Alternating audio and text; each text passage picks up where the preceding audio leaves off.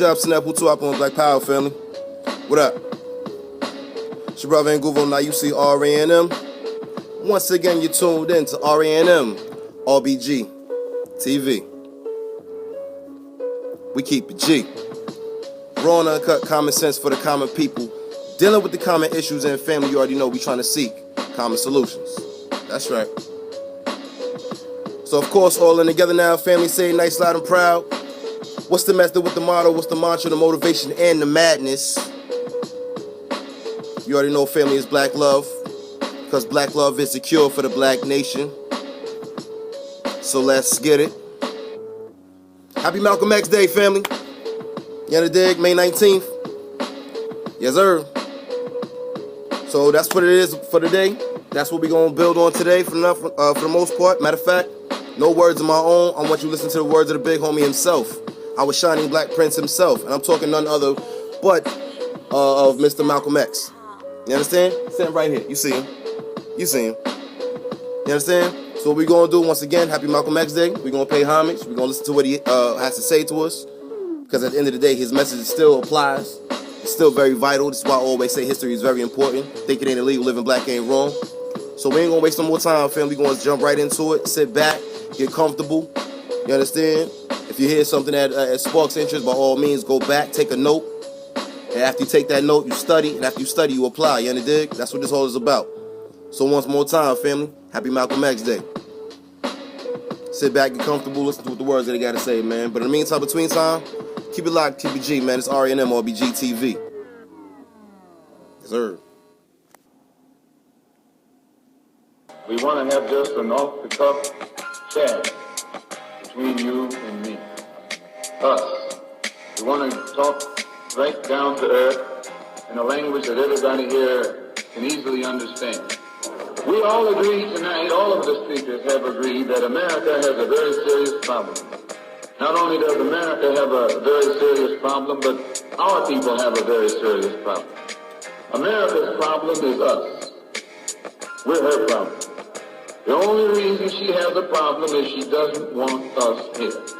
And every time you look at yourself, be you black, brown, red, or yellow, a so-called Negro, you represent a person who poses such a serious problem for America because you're not wanted. Once you face this as a fact, then you can start plotting a course that will make you appear intelligent instead of unintelligent. What you and I need to do is learn to forget our differences. When we come together, we don't come together as Baptists or Methodists. You don't catch hell because you're a Baptist, and you don't catch hell because you're a Methodist. You don't catch hell because you're a Methodist or a Baptist. You don't catch hell because you're a Democrat or a Republican. You don't catch hell because you're a Mason or an elk. And you sure don't catch hell because you're an American, because if you was an American, you wouldn't catch no hell. You catch hell because you're a black man. You catch hell, all of us catch hell for the same reason. So we are all black people, so-called Negroes, second-class citizens, ex-slaves.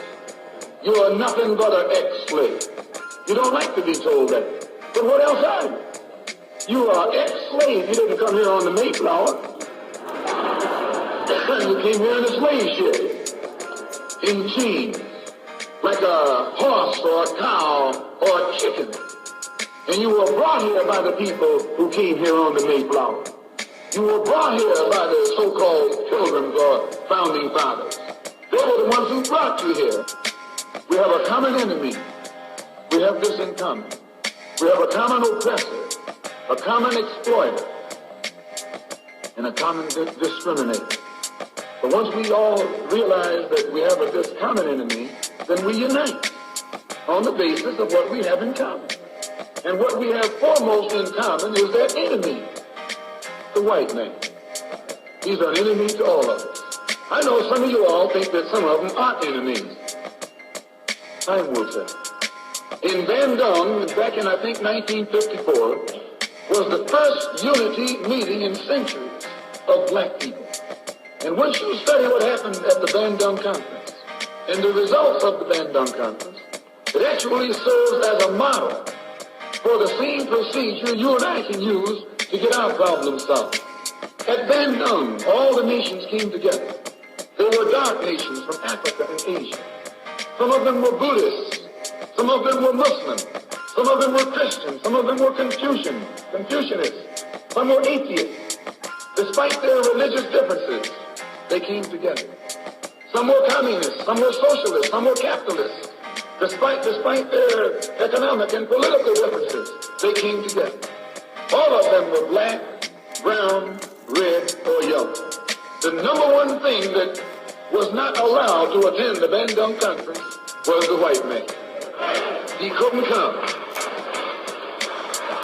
Once they excluded the white man, they found that they could get together. Once they kept him out, everybody else fell right in and fell in line.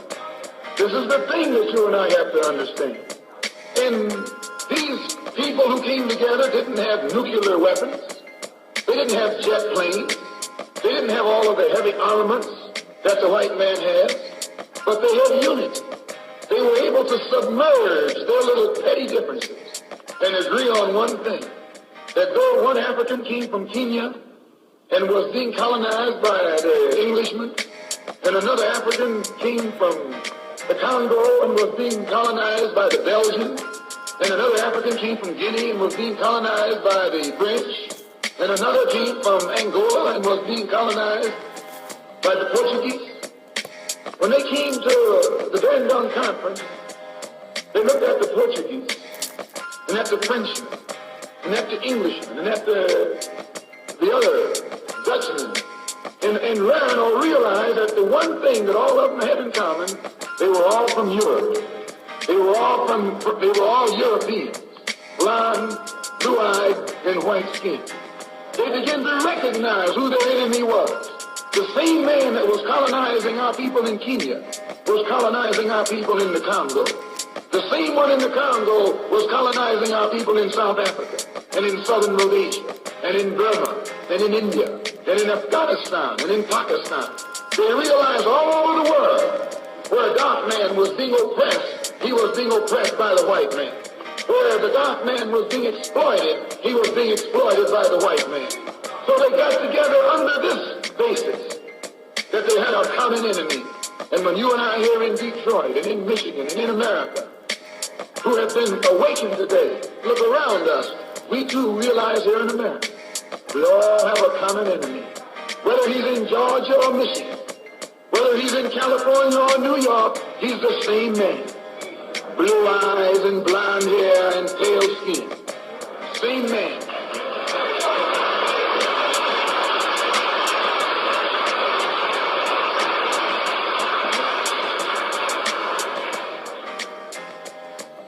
So what we have to do is what they did. They agreed to stop quarreling among themselves. Any little spat that they had, they settle it among themselves. Go into a huddle. Don't let the enemy know that you got a disagreement. Instead of us airing our differences in public, we have to realize we're all the same family. And when you have a family squabble, you don't get out on the sidewalk. If you do, everybody calls you uncouth, unrefined, uncivilized, savage. If you don't make it at home, you settle it at home. You get in the closet, argue it out behind closed doors. And then when you come out on the street, you pose a common front, a united front. And this is what we need to do in the community, and in the city, and in the state. We need to stop airing our differences in front of the white man. Put the white man out of our meeting, number one. And then sit down and talk shop with each other. All you gotta do.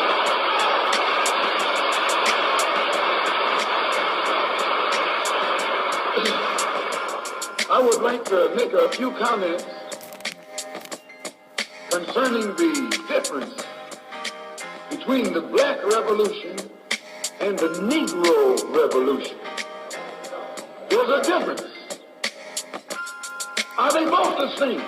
And if they're not, what is the difference?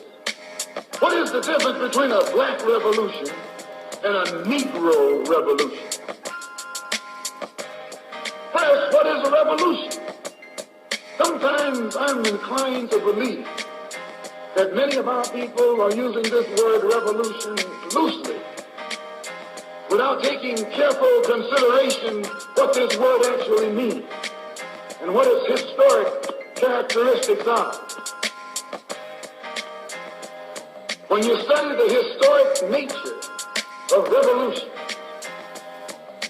the motive of a revolution, the objective of a revolution, and the result of a revolution, and the methods used in a revolution, you may change words.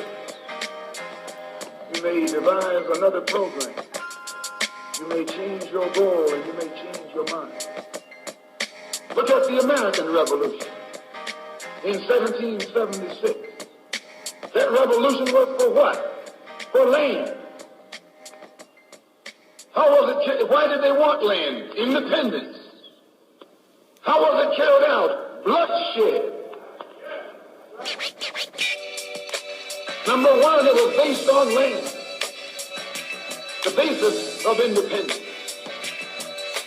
And the only way they could get it was bloodshed.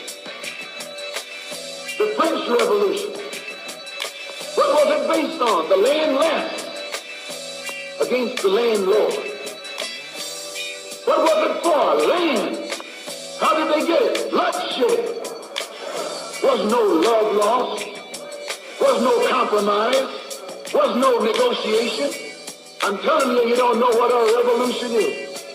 Because when you find out what it is, you'll get back in the alley. You'll get out of the way.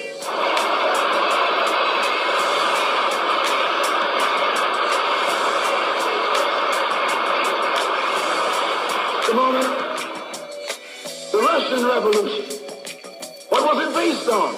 Land. The landless against the landlord. How did they bring it about? Bloodshed. You haven't got a revolution that doesn't involve bloodshed. And you're afraid to bleed. I saw if you're afraid to bleed. As long as the white man sent you to Korea, you bled. He sent you to Germany, you bled. He sent you to the South Pacific to fight the Japanese, you bled. You bleed for white people. But when it comes time to seeing your own churches being bombed and little black girls murdered, you haven't got no blood.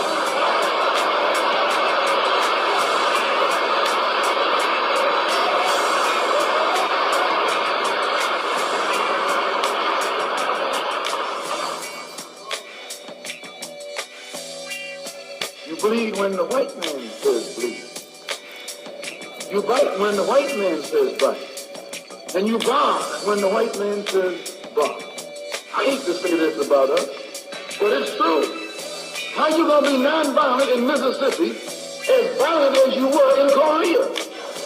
How can you justify being non-violent in Mississippi and Alabama when your churches are being bombed and your little girls are being murdered, and at the same time you're gonna get violent with Hitler and Tojo and somebody else that you don't even know?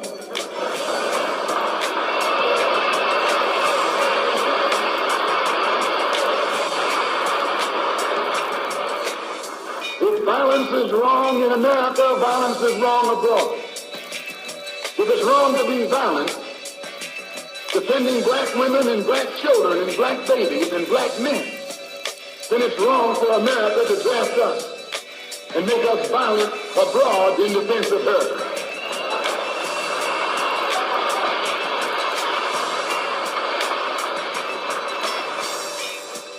And if it is right for America to draft us and teach us how to be violent in defense of her, then it is right for you and me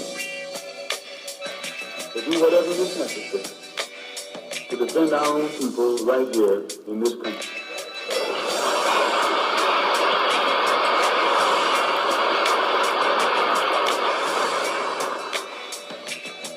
The Chinese Revolution.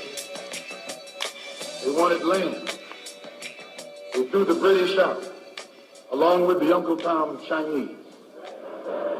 Yeah, they did.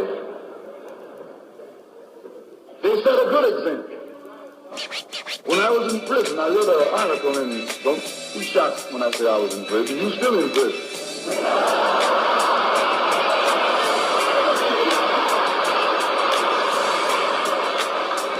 That's what America means, prison.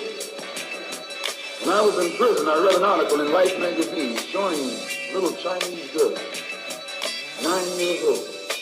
Her father was on his hands and knees, and she was pulling the trigger because he was an Uncle Tom Chinaman. When they had the revolution over there, they took a whole generation of Uncle Tom, just wiped them out. And within 10 years, that little girl became a full-grown woman.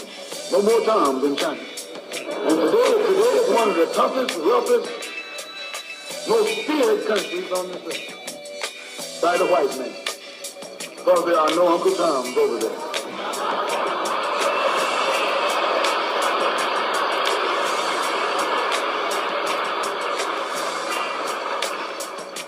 Of all our studies, history is best qualified to reward all research.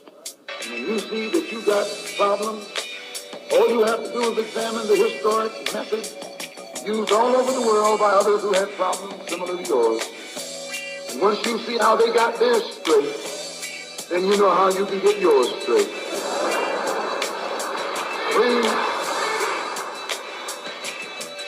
There's been a revolution, a black revolution going on in Africa. In Kenya, the Mau were revolutionaries. They were the ones who made the word uhuru. They were the ones who brought it to the fore. The Mau, they were revolutionaries. They believed in scorched earth. They knocked everything aside that got in the way. And their revolution also was based on land, a desire for land. In Algeria, the northern part of Africa, a revolution took place. The Algerians were revolutionary. They wanted land. France offered to let them be integrated into France. They told France, to hell with France.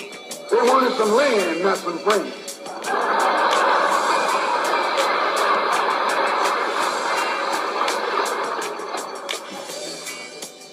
And they engaged in a bloody battle. So I cite these various revolutions, brothers and sisters, to show you, you don't have a peaceful revolution. You don't have a turn the other cheek revolution. There's no such thing as a non-violent revolution.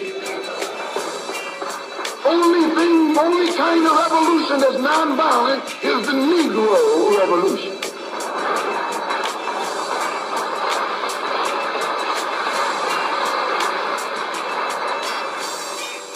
The only revolution based on loving your enemy is the Negro revolution. The only revolution in which the goal is a desegregated lunch counter, a desegregated theater, a desegregated park, and a desegregated public toilets. You can sit down next to white folks on the toilet.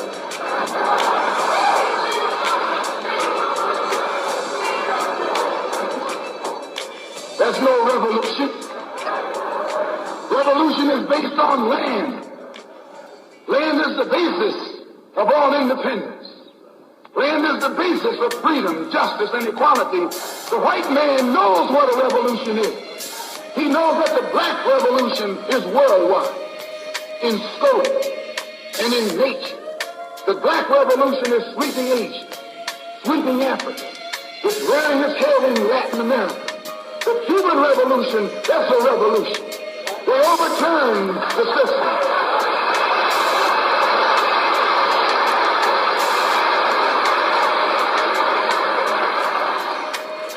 Revolution is in Asia. Revolution is in Africa. And the white man is screaming because he sees revolution in Latin America. How do you think he'll react to you when you learn what a real revolution is? You don't know what a revolution is. If you did, you wouldn't use that word. A revolution is bloody.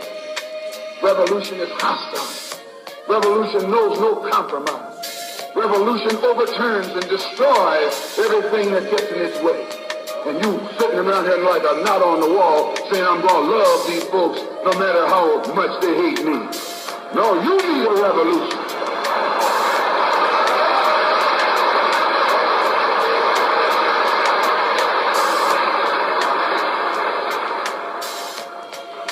Whoever heard of a revolution where they lock arms, as Reverend Cleave was pointing out beautifully, singing, "We shall overcome"? Just tell me you don't do that in a revolution. You don't do any singing, you're too busy swinging.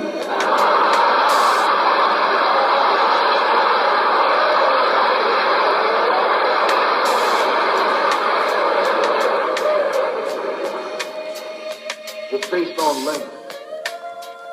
A revolutionary wants land so he can set up his own nation, an independent nation. These Negroes aren't asking for no nation. They're trying to crawl back on the plantation.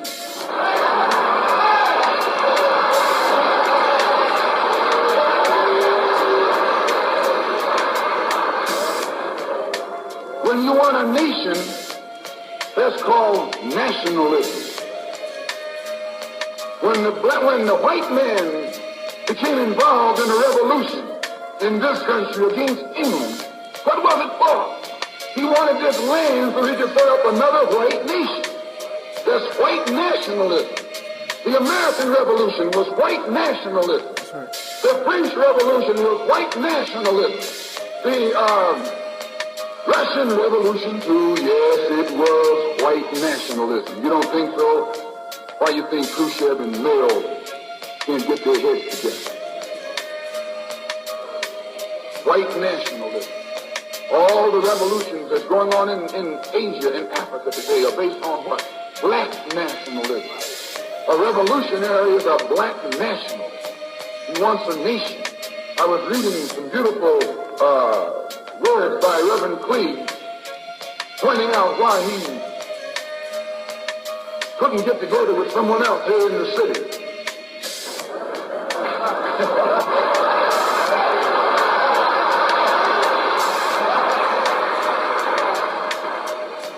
Because all of them were afraid of being identified with black nationalism.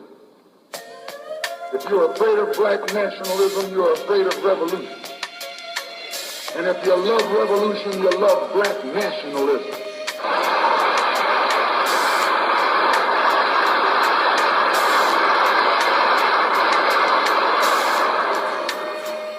To understand this, you have to go back to what young brother here referred to as the house Negro and the field Negro, back during slavery.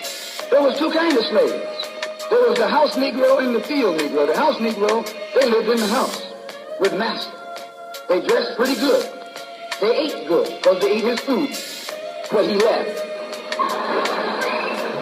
They lived in the attic or the basement, but still they lived near their master.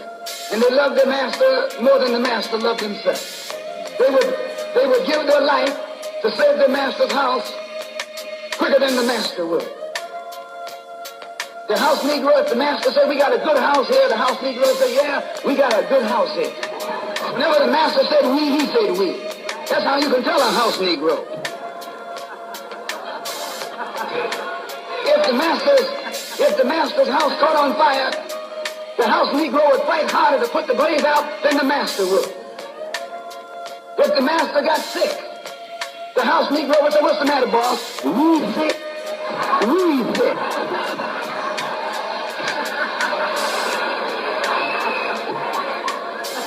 He identified himself with his master more than his master identified with himself. And if you came to the house Negro and said, "Let's run away, let's escape, let's separate," that house Negro would look at you and say, "Man, you crazy. What you mean separate? Where is there a better house than this? Where can I wear better clothes than this? Where can I eat better food than this?" That was that house Negro. In those days, he was called a house nigger. And that's what we call him today, because we still got some house niggers running around here.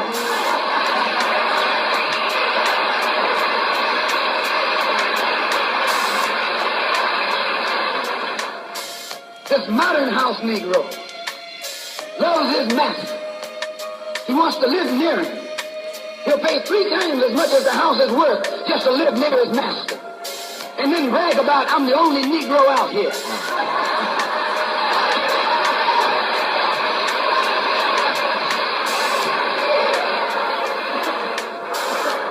I'm the only one on my job. I'm the only one in this school. You're nothing but a house Negro. And if someone comes to you right now and says, let's separate, you say the same thing that the house Negro said on the plantation. What you mean separate? From America? This good white man? Where you gonna get a better job than you get here? I mean, this is what you say. I ain't left nothing in Africa. That's what you said. Why, you left your mind in Africa.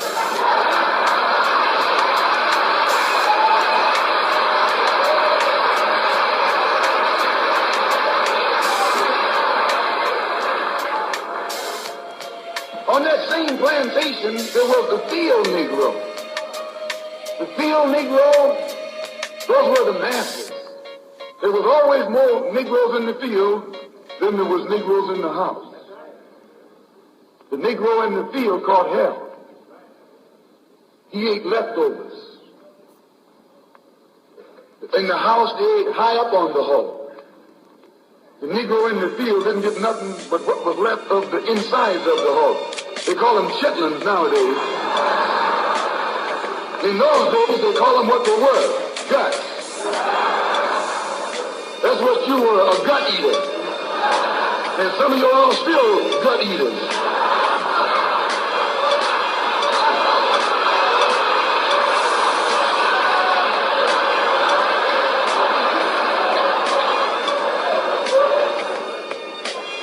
The field Negro was beaten from morning till night. He lived in a shack, in a hut. He wore cast-off clothes. And he hated his master. I say he hated his master. He was intelligent. That house Negro loved his master. But that field Negro, remember, they were in the majority. And they hated his master. When the house caught on fire, he didn't try and put it out. That field Negro prayed for a wind, for a breeze. When the master got sick, the field Negro prayed that he died. If someone comes to the field Negro and said, let's separate, let's run, he didn't say, where are we going? He said, any place is better than here.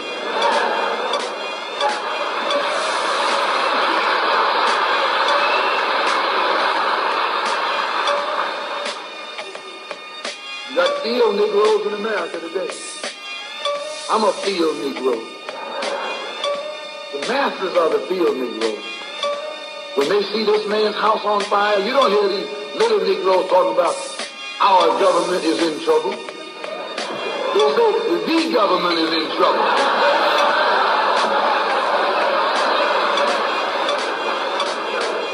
Imagine a Negro, our government. I even heard one say, our astronauts. They won't even let him near the planet.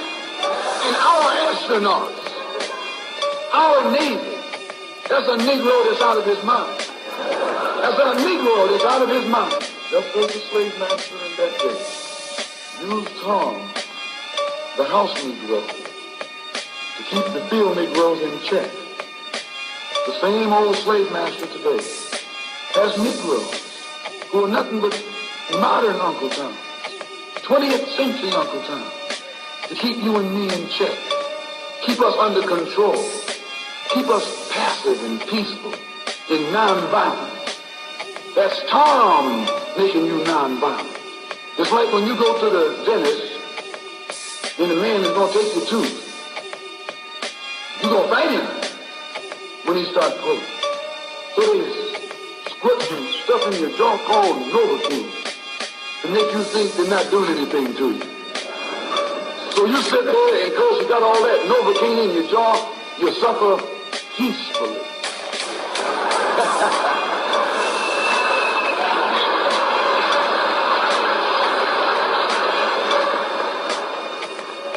blood running all down your jaw. And you don't know what's happening. Because someone has taught you to suffer peacefully. The white man do the same thing to you in the street. When you just want to put knots on your head and take advantage of you and don't have to be afraid of you fighting back, to keep you from fighting back, you get these old religious Uncle Toms to teach you and me that just like Novocaine, suffer peacefully. Don't stop suffering, just suffer peacefully. As Reverend Cleave pointed out, let your blood flow in the streets. This is a shame. You know, he's a Christian preacher. If it's a shame to him, you know what it is to me.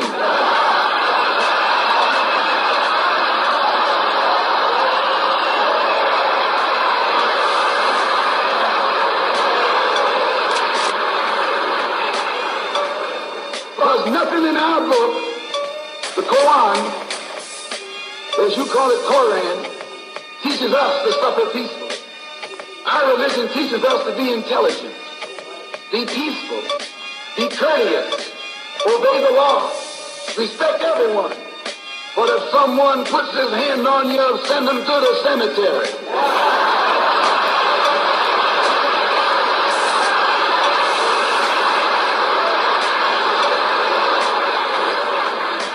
That's a good religion. In fact, that's that all-time religion.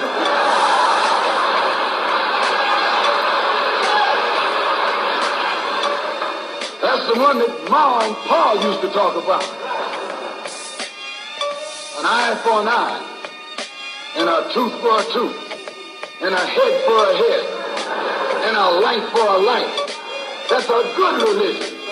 And then anybody, no one resents that kind of religion being taught but a wolf who intends to make you his meal. This is the way it is with the white man in America. He's a wolf, and you a sheep. Anytime a shepherd, a pastor, teach you and me not to run from the white man, and at the same time teachers don't fight the white man, he's a traitor to you and me. Don't lay down our life all by itself. No. Preserve your life. It's the best thing you got. And if you got to give it up, let it be even Steven.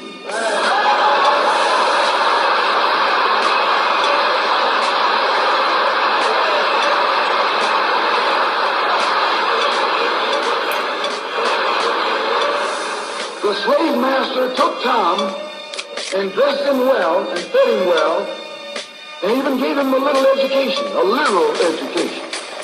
Gave him a long coat and a top hat, and made all the other slaves look up to him.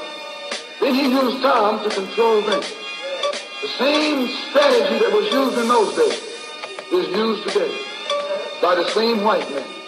He take a Negro, so-called Negro, and make him prominent. Build him up, publicize him, make him a celebrity, and then he becomes a spokesman for Negro and a Negro leader.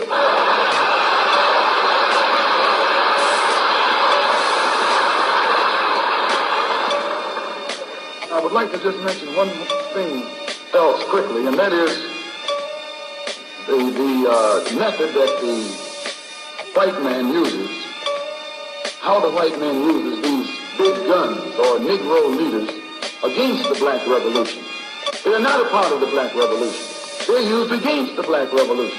When Martin Luther King failed to desegregate Albany, Georgia, the civil rights struggle in America reached its low point. King became bankrupt almost as a leader. Plus, even financially, the Southern Christian Leadership Conference was in financial trouble, plus it was in trouble, period, with the people when they failed to desegregate Albany, Georgia. Other Negro civil rights leaders of so-called national stature became fallen idols. As they became fallen idols, began to lose their prestige and influence, local Negro leaders began to stir up the masses. In Cambridge, Maryland, Gloria Richardson. In Danville, Virginia, and other parts of the country, local leaders begin to stir up our people at the grassroots level. This was never done by these Negroes whom you recognize of national stature. They controlled you, but they never incited you or excited you. They controlled you. They contained you. They kept you on the plantation. As soon as King failed in Birmingham, Negroes took to the streets. King got out and went out to California to a big rally and raised about, I don't know how many thousands of dollars. Come to Detroit and had a march and raised some more thousands of dollars. And recall, right after that, Wilkins attacked King, accused King and the Corps of starting trouble everywhere and then making the NAACP get him out of jail and spend a lot of money. And then he accused King and Corps of raising all the money and not paying it back. This happened. I got it in documented evidence in the newspaper. Roy started attacking King, and King started attacking Roy, and Farmer started attacking both of them. And as these Negroes of national stature begin to attack each other, they begin to lose their control of the Negro masses. And Negroes was out there in the streets. They was talking about, we're going to march on Washington. By the way, right at that time, Birmingham had exploded, and the Negroes in Birmingham, remember, they also exploded. They began to stab the crackers in the back and bust them upside the head. Yes, they did. That's when Kennedy sent in the troops down in Birmingham. So, and right after that, Kennedy got on the television and said, this is a moral issue. So that's when he said he's going to put out a civil rights bill. And when he mentioned civil rights bill and the Southern crackers started talking about they were going to boycott it or filibuster, then the Negroes started talking about what? We're going to march on Washington, march on the Senate, march on the White House, march on the Congress, and tie it up, bring it to a halt. Don't let the government proceed. They even said they were going to go out to the airport and lay down on the runway and don't let no airplanes land. I'm telling you what they said. That was revolution. That was revolution. That was the black revolution. It was the grassroots out there in the street. Scared the white man to death. Scared the white power structure in Washington, D.C. to death. I was there. When they found out that this black steamroller was going to come down on the Capitol, they called in Wilkins. They called in Randolph. They called in these national Negro leaders that you respect and told them, call it off. Kennedy said, look, y'all letting this thing go too far. And old Tom said, boss, I can't stop it because I didn't start it.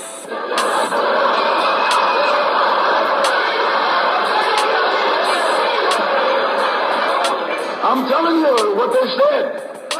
They said, I'm not even in it, much less at the head of it. They said, these Negroes are doing things on their own. They're running ahead of us. And that old shrewd fox, he said, well, if you all aren't in it, I'll put you in it. I'll put you at the head of it. I'll endorse it. I'll welcome it. I'll help it. I'll join it. A matter of hours went by. They had a meeting at the Carlisle Hotel in New York City. The Carlisle Hotel is owned by the Kennedy family. That's the hotel Kennedy spent the night at 2 nights ago. Belongs to his family.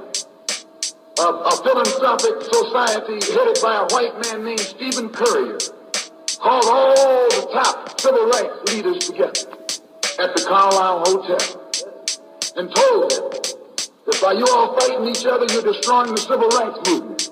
And since you're fighting over money from white liberals, let us set up what's known as the Council for United Civil Rights Leadership. Let's form this council, and all the civil rights organizations will belong to it. And we'll use it for fundraising purposes. Let me show you how tricky the white man is. And as soon as they got it formed, they elected Whitney Young as the chairman. And who you think became the co-chairman? Stephen Currier, the white man. A millionaire. Powell was talking about it down at the Cobo today. This is what he was talking about. Powell knows it happened. Randolph knows it happened. Wilkins knows it happened. King knows it happened. Every one of that so-called Big Six. They know what happened. Once they formed it, with the white man over it, he promised them and gave them $800,000 to split up between the Big Six. and told them that after the march was over, they'd give them $700,000 more. $1.5 million split out between leaders that you've been following, going to jail for, crying crocodile tears for, and they've nothing but Frank James and Jesse James and brothers.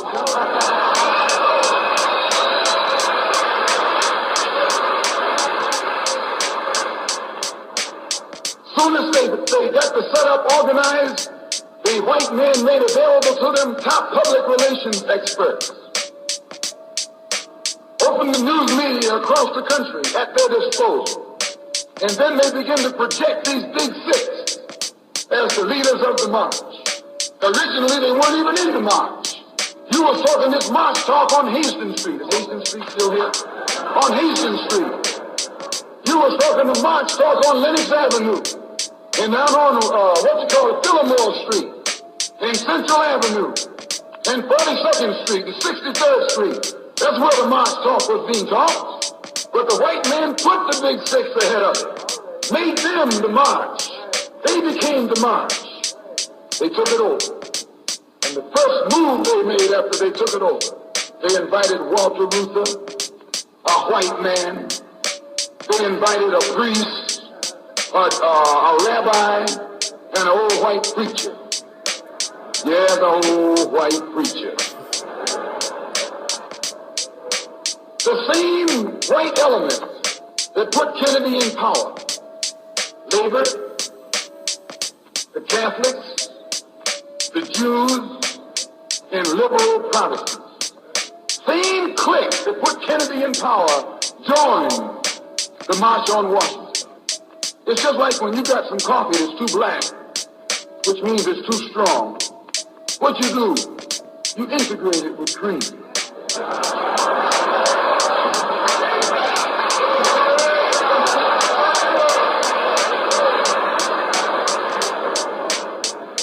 You make it weak. If you pour too much cream in, you won't even know you ever had coffee. It used to be hot, it becomes cool. It used to be strong, it becomes weak. It used to wake you up, now it'll put you to sleep.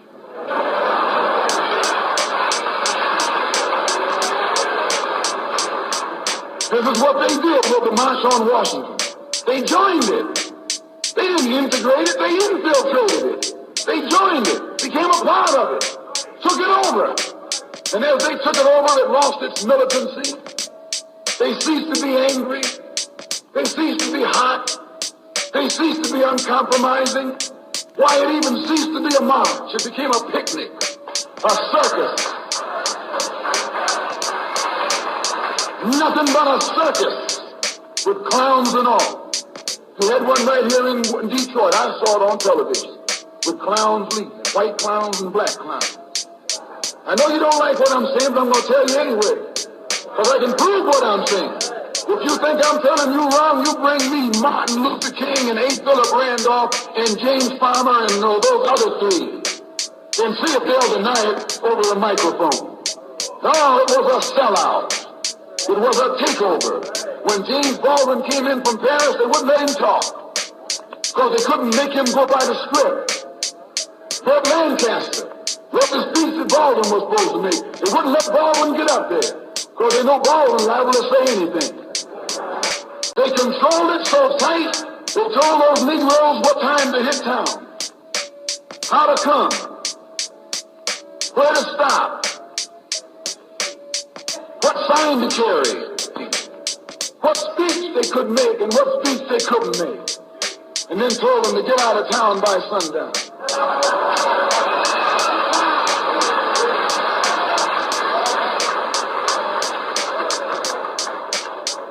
And every one of those Toms were out of town by sundown. Now, I know you don't like my saying this, but I can back it up. It was a circus, a performance that beat anything Hollywood could ever do. The performance of the year. Luther and those other three devils should get an Academy Award for the best actors, because they acted like they really loved Negroes and